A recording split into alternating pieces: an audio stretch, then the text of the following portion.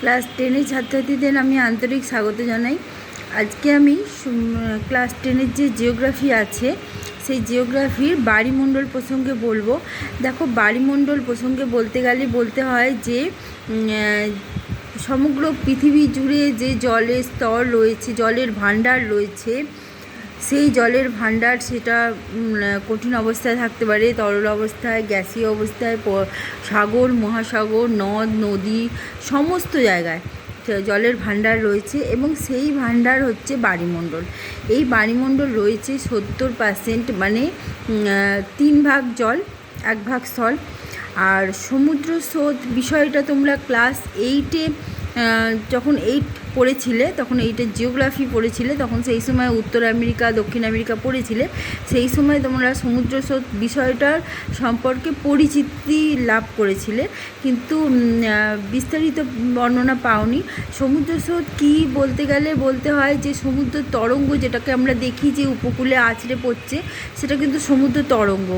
আর যদি সমুদ্র স্রোত বলো, সেটা সমুদ্র স্রোত হচ্ছে পৃথিবীর আবর্তন, বায়ুপ্রবাহ, সমুদ্রের লবণতা, সমুদ্রের ঘনত্ব, সমস্ত কিছুর কারণে যদি মানে সমুদ্রের বিশাল অঞ্চল জুড়ে সে স্রোত একটা প্রবাহিত হয় নির্দিষ্ট এলাকা জুড়ে, নির্দিষ্ট স্থান বরাবর, তাহলে সেটা হচ্ছে সমুদ্র স্রোত, একমুখী প্রবাহ। ঠিক আছে, অবশ্যই বুঝতে হবে এটা। আর যদি দেখো নিরক্ষীয় এবং ক্রান্তীয় অঞ্চলে সমুদ্রের অবস্থান থাকে এবং সেই সমুদ্রে কিন্তু উষ্ণ স্রোত প্রবাহিত হয়, আর যত মেরু দিকে যাবে তখন শীতল স্রোত প্রবাহিত হয়। এছাড়া পৃষ্ঠ স্রোত বলেও একটি স্রোত আছে, যেটা হচ্ছে সমুদ্রের ওপর দিয়ে বয়ে যায়। আর এই যে শীতল স্রোত, শীতল সমুদ্র স্রোত, শীতল সমুদ্র স্রোত বলো, যা উষ্ণ সমুদ্র স্রোত বলো, শীতল স্রোত যদি প্রবাহিত হয় তাহলে উপকূল অঞ্চল শীতল হবে, আর যদি উষ্ণ স্রোত প্রবাহিত হয় তাহলে উপকূল অঞ্চল মানে উষ্ণ হবে। আর বায়ুপ্রবাহ, নিয়ত বায়ুপ্রবাহ সমুদ্র স্রোতকে ভীষণভাবে প্রভাবিত করে। বায়ুপ্রবাহ যদি 50 কিলোমিটার বেগে হয় তাহলে সমুদ্র স্রোত 1 থেকে 2 কিলোমিটার বেগে হবে। আর এখানে হচ্ছে নিয়ত বায়ু, মানে পশ্চিমা বায়ু, আয়ন বায়ু, মেরু বায়ু, যে যে জায়গা দিয়ে যে কোনোভাবে যে মহাসাগরের উপর দিয়ে প্রবাহিত হয় বায়ুগুলো, সেইখানে সেই ধরনের সমুদ্র স্রোত প্রবাহিত হয়। তাহলে এই 3টে বায়ু কিন্তু নিয়মিতভাবে একটি নির্দিষ্ট জোন এলাকা জুড়ে প্রবাহিত হয়, তখন এই নির্দিষ্ট এলাকায় কিন্তু সমুদ্র স্রোত নির্দিষ্টভাবে নির্দিষ্ট দিক থেকে প্রবাহিত হয়। আর যেটা হচ্ছে ভারত মহাসাগরের ওপর মৌসুমি বায়ুর প্রভাব রয়েছে, এটা তো সবাই জানে।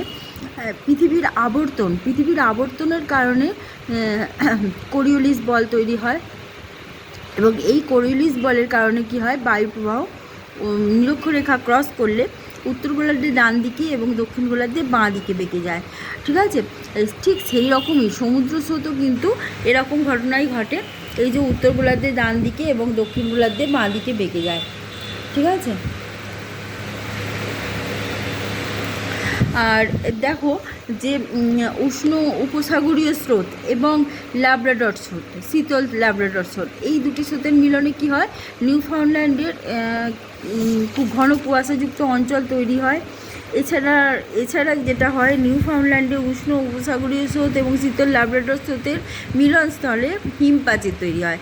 দেখো, যেই মুহূর্তে আটলান্টিক মহাসাগরে, আমরা জানি আটলান্টিক মহাসাগরে বড় বড় হিমশৈল ভাসে, এবং হিমশৈলগুলো কী হয়, হিমশৈলগুলো যখন উষ্ণ উপসাগরীয় স্রোতের বা উষ্ণ স্রোতের মানে সান্নিধ্যে এসে গলে যায়, তখন হিমশৈলগুলো, তখন সেই সময় হিমশৈলতে যে নুড়ি বালি পলি আছে সেগুলো কিন্তু সমুদ্রগর্ভে জমা হয়, তখন সেখানে কিন্তু চড়া তৈরি হয়, যে চড়া কিন্তু ডুবে থাকে, একে বলে মগ্নচড়া। আর যেখানে দিয়ে সমুদ্র, এই মগ্নচড়াতে অনেক প্লাঙ্কটন থাকে, প্লাঙ্কটন কিন্তু মাছের খাদ্য, মাছ এখানে তাহলে প্রচুর মাছ পাওয়া যাবে, মৎস্যজীবীরা আসবে, মৎস্যজীবীরা মাছ ধরবে এখানে। গালব্যাঙ্ক হচ্ছে সবচেয়ে বড় মগ্নচড়া। আর যেখান দিয়ে তোমার সমুদ্র স্রোত এঁকে বেঁকে প্রবাহিত হয়, তো মিলিত সমুদ্র স্রোতের কারণে একটা আবর্ত তৈরি হয়, এবং সেখানে একটা কুণ্ডলী বা জায়র তৈরি হয়, এবং সেখানে শৈবাল তৈরি হয়, এবং শৈবাল সাগর বলে সেটাকে।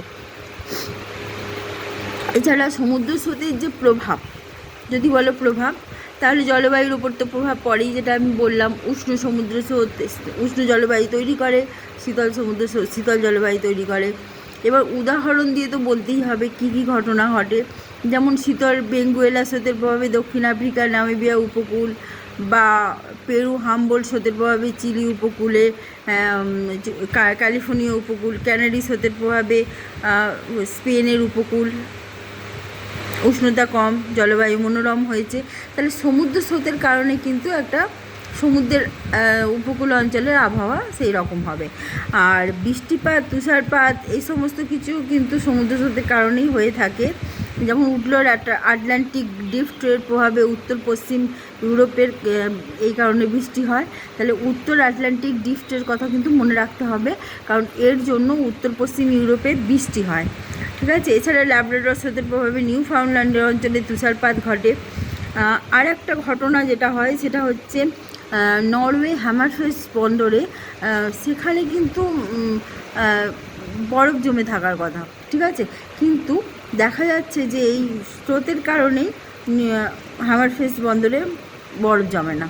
ঠিক আছে, উষ্ণ স্রোতের কারণে এরকম ঘটনা ঘটে। যারা উষ্ণ সমুদ্র স্রোত শীতল সমুদ্র স্রোতে কিন্তু একটা প্রভাব রয়েছে।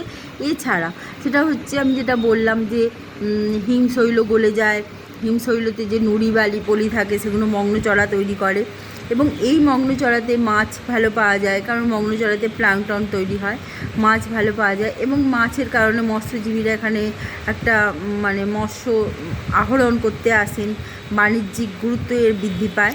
ঠিক আছে, এই হচ্ছে সমুদ্র স্রোতের বৃত্তান্ত। ঠিক আছে, তার মানে কি জানতে হবে সমুদ্র স্রোত কাকে বলে। সমুদ্র স্রোত কত প্রকারে আছে। আচ্ছা, প্রত্যেকটি সমুদ্র স্রোতের নাম এবং একটি ছক বইতে করা আছে। আটলান্টিক, প্রশান্ত মহাসাগর এবং ভারত মহাসাগরে কী কী সমুদ্র স্রোত প্রবাহিত হয় এবং সেই সমুদ্র স্রোতগুলোর নাম। ঠিক আছে, সেগুলো উষ্ণ না শীতল সেগুলো জানতে হবে। আর হচ্ছে সমুদ্র স্রোত উৎপত্তির কারণ বললাম, কোরিওলিস বল, নিয়ত বায়ুপ্রবাহ। ঠিক আছে, সমুদ্র জলের ঘনত্ব, লবণতা, সমস্ত কিছু সমুদ্র স্রোতের উৎপত্তির কারণ। আর প্রভাব হচ্ছে কি, সমুদ্র স্রোতের ইম্প্যাক্ট কী কী ইম্প্যাক্ট, মানে জলবায়ুর উপর প্রভাব পড়ে। ঠিক আছে, এবং মগ্নচড়ার সৃষ্টি হয়, আর হচ্ছে উষ্ণতার উপর প্রভাব পড়ছে। ঠিক আছে, আর এরপরে আসছি যেটা হচ্ছে জোয়ার ভাটা। জোয়ার ভাটা চাঁদ ও সূর্যের মিলিত আকর্ষণে সমুদ্রের জল ফুলে ওঠে, এটা কি জোয়ার বলে। প্রধানত চাঁদ মানে সূর্য অপেক্ষা চাঁদ পৃথিবীর ওপর আকর্ষণ শক্তি বেশি কার্যকরী, চাঁদের আকর্ষণ শক্তি, কারণ হচ্ছে চাঁদ পৃথিবীর কাছে আছে। ঠিক আছে, এবং চাঁদের আকর্ষণ বলও অনেক বেশি, সূর্য অপেক্ষা প্রায় 177 গুণ বেশি, এবং সূর্য অপেক্ষা চাঁদ রয়েছে পৃথিবীর অনেক কাছে, সেই কারণে আকর্ষণ ক্ষমতা বেশি। সুতরাং আর যখন দেখা যাচ্ছে চাঁদ সূর্য পৃথিবী একই সরলরেখায় থাকে তখন তাকে সিজিগি বলে। আচ্ছা, চাঁদ পৃথিবী থেকে যখন দূরে থাকে অবস্থান করে তখন সেটাকে অ্যাপোজি বলে, কাছে থাকলে পেরিজি বলে। ঠিক আছে, চাঁদের অবস্থান পৃথিবী থেকে দূরে হলে তাকে অ্যাপোজি বলে, আর কাছে হলে তাকে পেরিজি বলে। আচ্ছা, চাঁদ এবং সূর্যের কারণে যে মানে জোয়ার ভাটা হয়, চাঁদের কাছে যে সমুদ্রটা থাকে সেটাখানে তো মুখ্য জোয়ার হয়, আর তার অপোজিট অংশে কেন্দ্রাতিক বলের প্রভাবেও জোয়ার হয়, কিন্তু সেই জোয়ারটা হচ্ছে মুখ্য জোয়ার না, সেটা হচ্ছে গৌণ জোয়ার। তার ঠিক 90 ডিগ্রি অ্যাঙ্গেলে হয় ভাটা। ঠিক আছে, এবং যেটা দেখা যাচ্ছে পূর্ণিমা অপেক্ষা অমাবস্যার জোয়ার কিন্তু বেশি প্রবল হয়, তীব্র হয়। ঠিক আছে, আর মহাকাশে তো বিভিন্ন বস্তুকে আকর্ষণ করে। যত বস্তু বড় হবে, যার ভর যত বেশি হবে তার আকর্ষণ ক্ষমতা তত বেশি হবে। ঠিক আছে, অমাবস্যার জোয়ার হচ্ছে তেজ কোটাল বলে। আচ্ছা, আর পূর্ণিমার জোয়ারকে মরা জোয়ার বলে।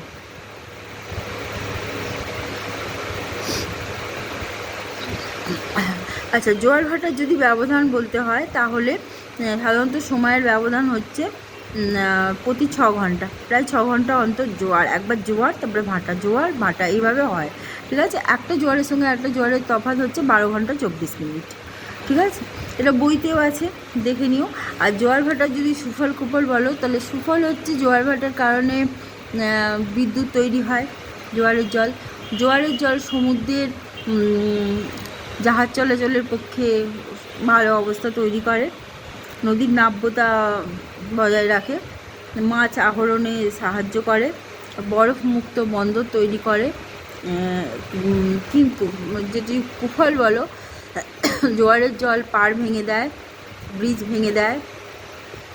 ঠিক আছে, জমিকে লবণাক্ত করে তোলে, বন্যা তৈরি করে, ক্ষয়ক্ষতি হয়। ঠিক আছে, আচ্ছা এবার আমি পরের ভিডিওতে আমি অনুশীলনীটা অবশ্যই বলে দেবো, দেখতে থাকো ভিডিও।